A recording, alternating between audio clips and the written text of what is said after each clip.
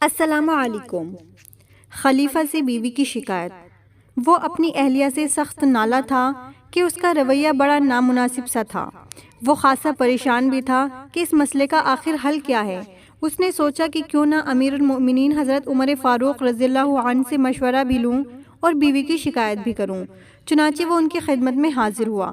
دیکھا کہ امیر المؤمنین بھی اپنی بیوی سے نالاں ہیں۔ اس نے سوچا کہ شکوے کا کوئی فائدہ نہیں اور بغیر کچھ کہے اٹھ کر جائے گا۔ عمر فاروق نے اس آدمی کو جاتے دیکھا تو آواز دی، سنو، تم کس کام سے آئے تھے؟ تم نے اپنا معاملہ پیش کیا ہی نہیں اور چل دیے۔ اس نے عرض کیا، امیر المومنین، میں اپنی بیوی کے سوئے معاملہ کی شکایت کرنے آیا تھا، مگر میں نے دیکھا کہ آپ بھی اسی مشکل کا شکار ہیں جس کے لیے میں پریشان ہوں۔ فاروق اعظم نے اس سے فرمایا، سنو میرے عزیز بھائی، میری بیوی میرا کھانا بناتی ہے، میرے کپڑے دھوتی ہے، میری ضروریات پوری کرتی ہے، میرے بچوں کو دودھ پلاتی ہے۔